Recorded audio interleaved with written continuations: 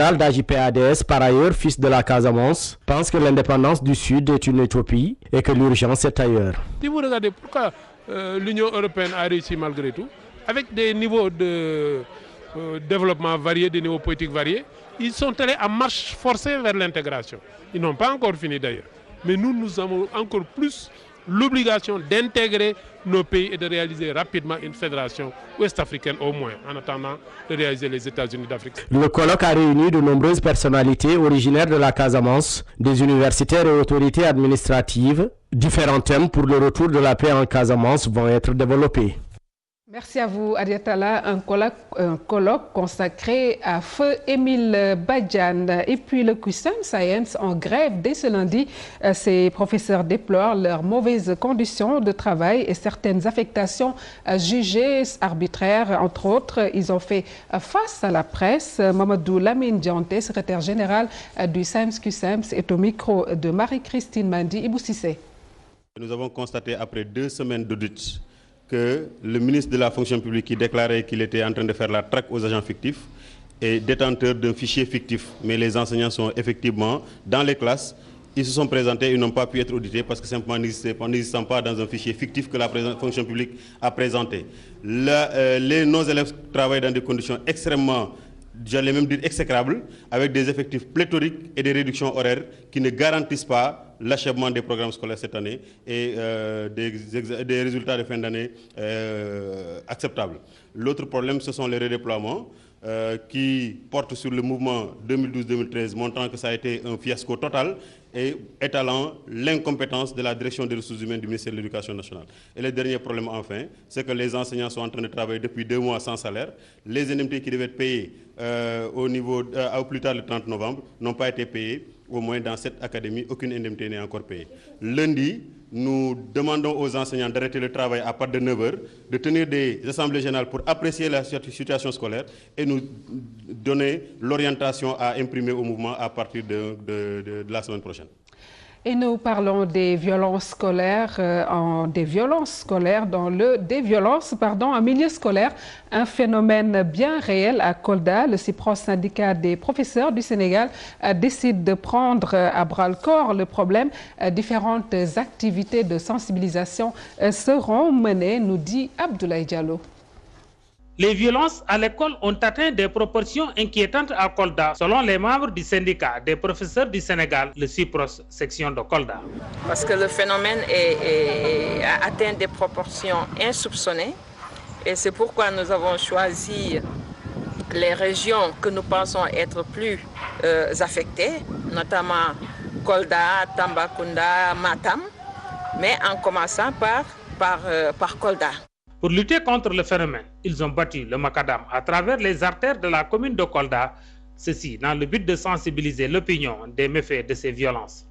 Les marcheurs ont terminé leur course à la place publique des arènes de Doumassou, où s'est tenue une mobilisation sociale au cours de laquelle plusieurs orateurs se sont succédés au micro pour épiloguer sur le phénomène. Jeune enseignant de mon école, ne regarde pas en moi cette fille grande de taille, vois plutôt en moi cette fille qui n'a que 13 ans.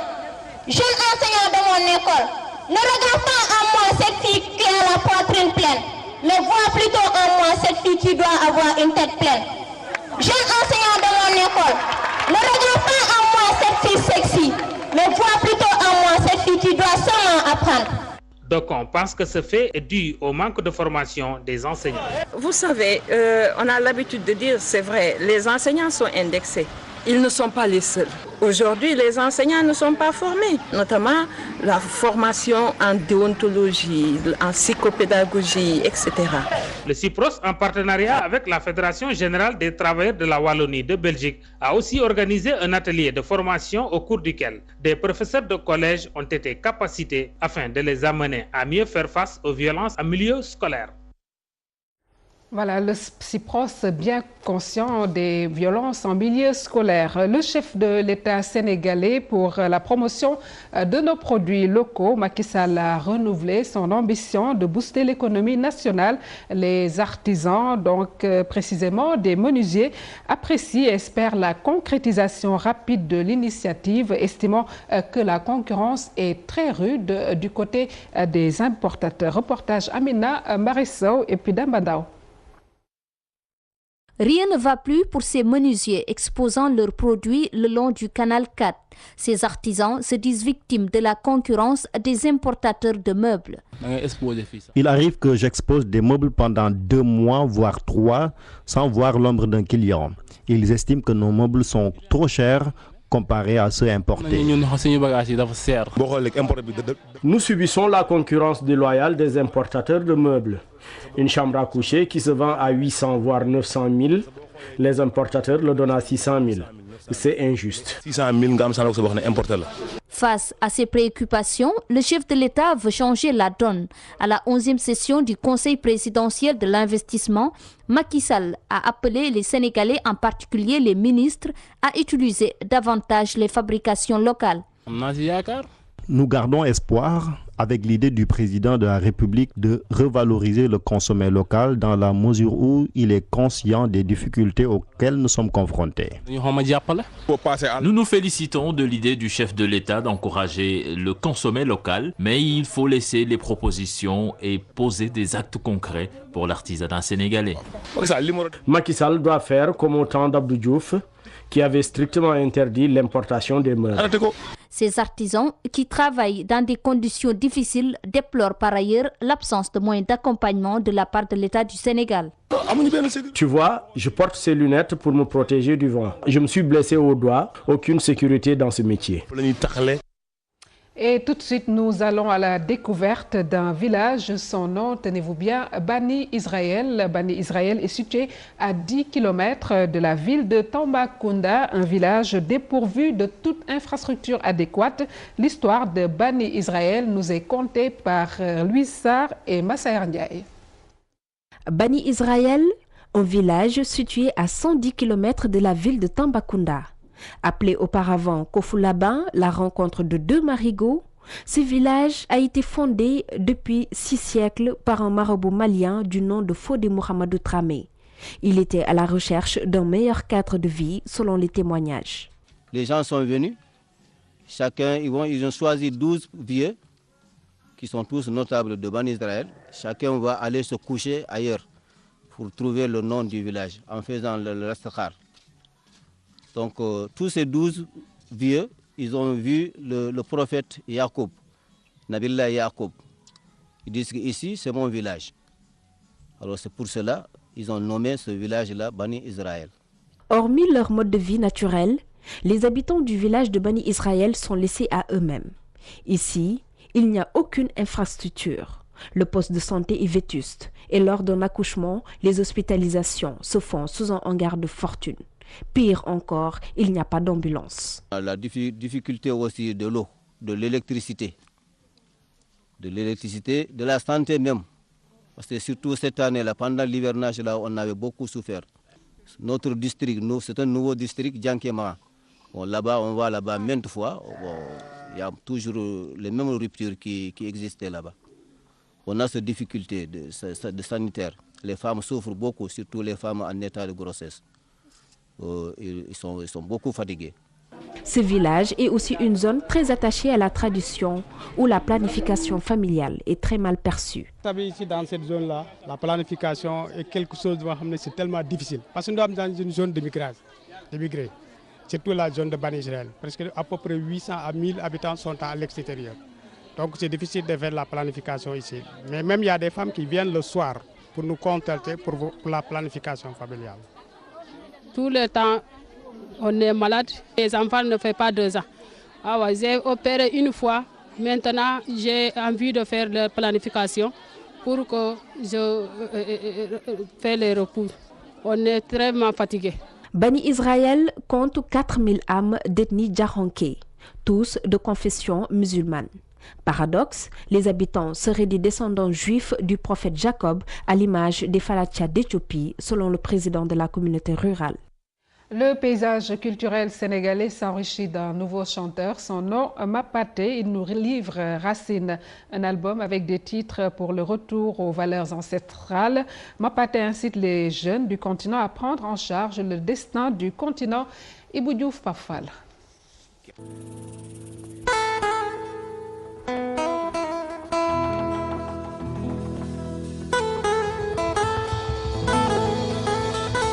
Après les festivals de blues, de folk et les soirées d'acoustique, Hampâté franchit un palier avec son nouvel album, une sorte d'introspection pour retrouver les valeurs humaines, le tout dans une production intitulée Racine. Racine, c'est d'abord un retour en soi. Chaque personne doit se poser la question pour savoir le but de son existence sur Terre. Et Racine aussi, c'est un retour à nos traditions, à nos valeurs sénégalaises, et pour mieux appréhender même le futur.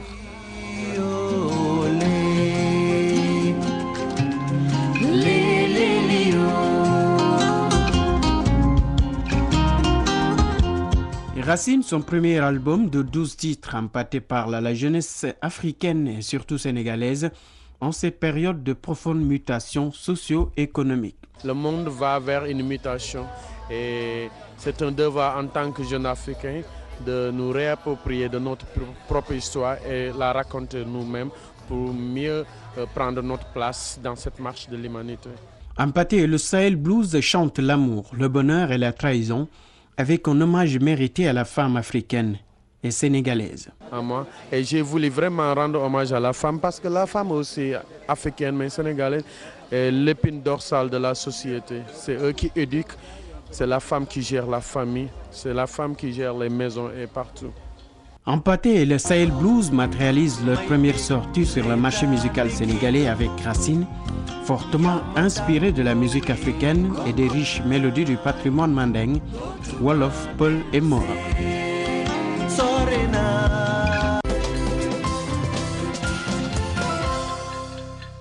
Voilà, merci à Ibou Diouf qui nous a présenté l'artiste-chanteur Hampâté. Et nous en venons à notre rubrique sénégalais lambda qui nous mène ce soir à Marseille. Il s'agit de Moustapha Camara, un des rares Africains et le seul Sénégalais à exercer le métier d'avocat à Marseille. Sa spécialité, le droit du sport. Mam Fatou Ndoye Ahmed Niang, portrait. Dans la liste des métiers qui font rêver, celui d'avocat doit être placé en bonne position. Pas moins de 10 ans passés sur les bancs de la fac de droit à l'université de Reims, une formation à l'école des avocats de Paris et Moustapha Camara exerce aujourd'hui ce métier au barreau de Marseille. Il se souvient de ses débuts. C'est déjà extrêmement difficile parce que déjà à la fac de droit, déjà les gens nous disaient ben non, peut-être que tu t'es trompé de broche et tout, parce que le droit, surtout le droit privé, est réservé en général à la bourgeoisie française et tout. Et après ça, j'ai intégré l'école de formation des avocats. Donc après 10 ans d'études de droit, j'ai fait 3 ans à l'école de formation des avocats de Paris. Après, je fais l'examen de sortie. Et après ça, j'ai intégré un cabinet qui était spécialisé en droit du travail. Et après quelques années, on a monté un cabinet à Marseille, donc qui s'occupe spécialement que des contrats de travail, et notamment des contrats des sportifs. Spécialisé en droit du travail et droit du sport, Moustapha Camara est le seul Sénégalais sur les 2600 avocats que compte le barreau de Marseille. Pour autant, l'homme natif de Tambacounda ne se sent aucunement stigmatisé. Non, franchement, il n'y a pas de problème sur ce côté. C'est vrai qu'à Marseille, en France, il y a 60 000 avocats. Donc Marseille, c'est le deuxième barreau, il y a 2600 avocats à Marseille. Bon, sur les 2600, il y a, je pense, maximum 10 avocats africains et un avocat sénégalais. Mais franchement, il n'y a aucun souci. On est très bien accueillis au niveau du barreau de Marseille. Franchement, des avocats qui sont très ouverts d'esprit. Il n'y a aucun souci. Et vraiment, j'ai jamais eu, que ce soit au niveau des tribunaux, j'ai jamais eu vraiment aucune remarque ou donc, par rapport à la race ou à l'origine géographique, non, il n'y a eu aucun souci, non. Voilà. Passionné de sport et surtout de football, Maître Moustapha Camara a déjà publié des ouvrages dont le contenu est axé essentiellement sur les opérations de transfert de joueurs, une façon d'apporter sa contribution au développement du football africain. Les transferts, bon, j'avais remarqué qu'il n'y avait aucun travail universitaire, scientifique sur les transferts, alors que les transferts englobent énormément d'argent. Donc c'est pour savoir réfléchir, voir quels sont les problèmes qui se posent au transfert et quelles sont les solutions qu'on pouvait proposer. Donc j'ai fait un ouvrage en 2007 donc sur ça. Et ensuite, on a fait aussi avec le professeur Abdoulaye Sakho, donc notre ouvrage sur le football africain, et notamment en posant les grands défis qui se posent au football africain et apporter des solutions. Donc c'était en 2010. Et là, on a terminé aussi, on vient de terminer 3 ouvrages qu'on va sortir en janvier, donc sur le contrat de travail, le sport et contrat de travail. Un retour au Sénégal, l'homme arrivé en France en 1991 y pense, histoire de mieux initier sur le droit du sport, une branche du droit du travail méconnue au Sénégal.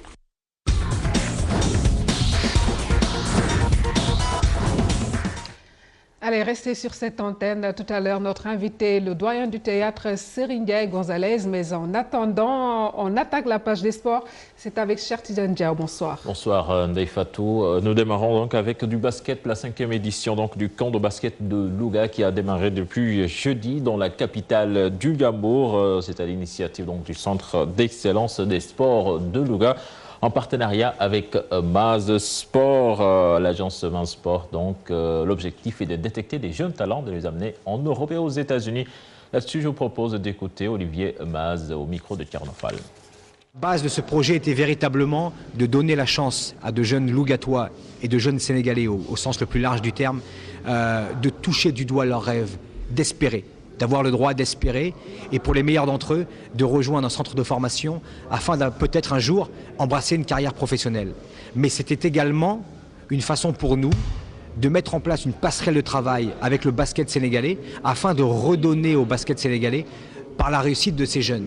C'est-à-dire qu'on met en place des axes de travail, on met en place des passerelles d'échange de matériel, on a des envies de développement sur des centres de formation, un bâtiment qui va accueillir des jeunes joueurs, qui va héberger des jeunes joueurs pendant l'année pour suivre leur scolarité, pour suivre leur progression sportive, et puis peut-être pour les faire migrer vers les États-Unis, vers l'Europe. Donc c'est l'exemple concret de notre volonté d'investissement avec le basket local.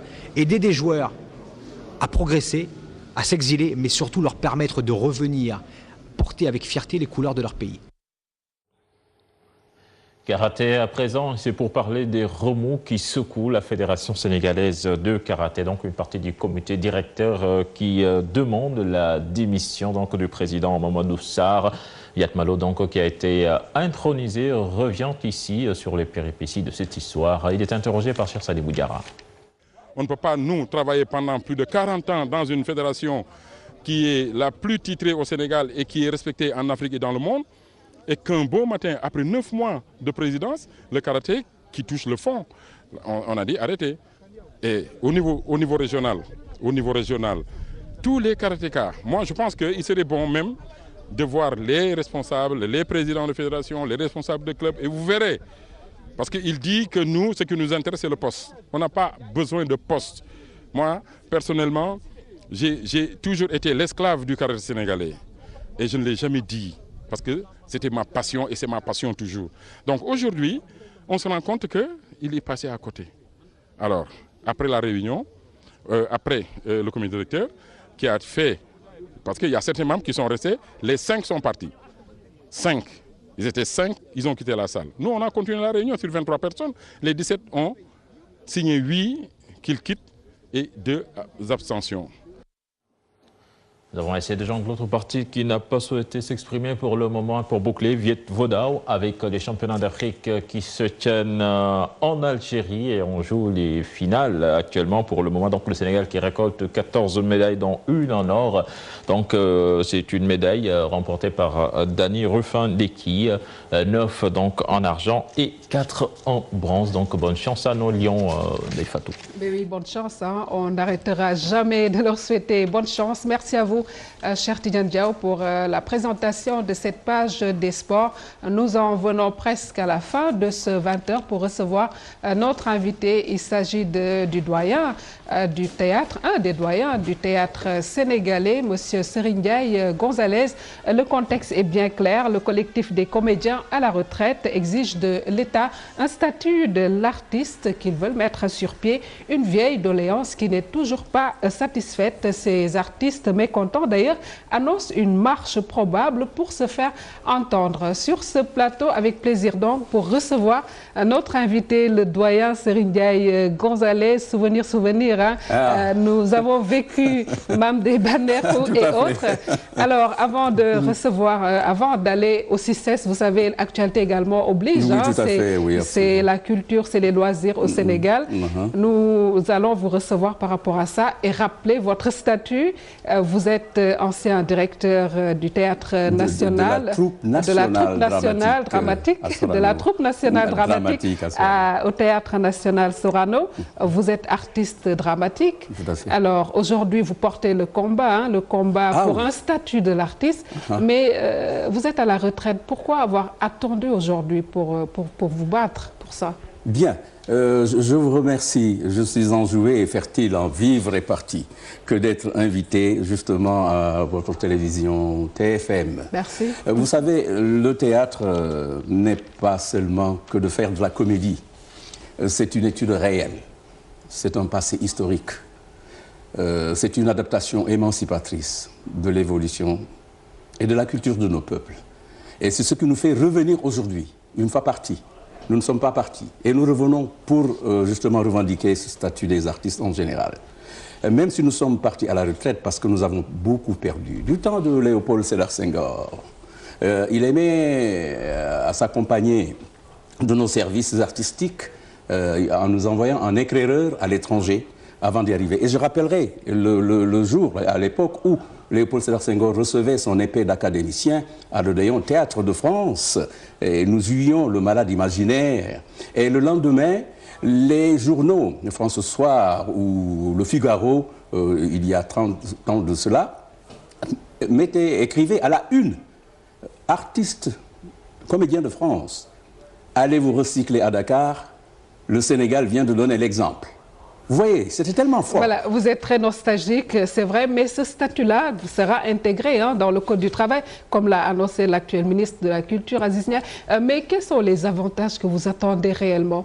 Mais nos avantages, c'est d'abord ce que nous avons perdu, qu'on nous recycle, n'est-ce pas? C'est-à-dire qu'est-ce que vous avez perdu? C'est-à-dire que nous, à l'époque, depuis Senghor, Abdou Diouf, Abdoulaye Wade et Macky Sall, cette promotion de la culture, justement de l'artiste, et pour aussi encadrer les jeunes.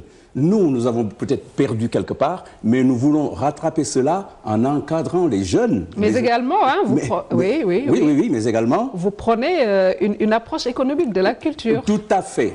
Parce que vous savez, Sorano, quelque part, de vos confrères, m'a scotché quelque chose, justement, lors de cette conférence de presse, que j'aurais dit que le ministre de la Culture, justement, l'État met à la direction générale de Sorano n'importe qui. Non, ce n'est pas ce que nous avons dit. Nous n'avons pas personnalisé. J'ai dit, moi, personnellement, et j'en assume, que l'entière responsabilité, l'État, tout à fait, que l'État met à la tête de la culture n'importe qui, au lieu à la direction générale du théâtre. Nous n'avons pas personnalisé. Les directeurs généraux qui sont passés au théâtre, mais ont été placés par les présidents de République qui sont passés. Donc, je dirais même que le ministère de la Culture est devenu le meubus, le dortoir, justement, le dépotoir de la culture, parce que simplement, tous ces ministres-là qui passent sont nommés aujourd'hui et demain sont dégommés. Donc ça, c'est de la responsabilité des présidents de République. Et nous interpellons le président Macky Sall, qui est un homme posé pour nous aider à sortir justement ce statut des artistes. Monsieur Gonzalez, ravi de vous avoir reçu très brièvement, c'est vrai. Mais nous reviendrons largement sur ce statut de l'artiste qui a été quand même réclamé depuis 2009. Nous y reviendrons. Nous y reviendrons. Inch'Allah, c'est trop court même, j'allais dire. Merci à vous. C'est moi qui vous remercie. TFM vous donnera l'occasion, d'autres plateaux certainement, pour y revenir. Merci en tout cas d'avoir accepté cette invitation. Actualité oblige également.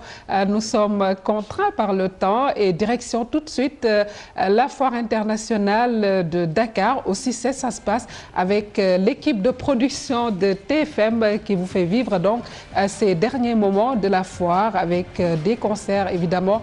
Et ce sera la visibilité disponibilité de nos stands de TFM pour vous servir. Merci en tout cas d'avoir suivi ce journal. On se retrouve demain, Inch'Allah.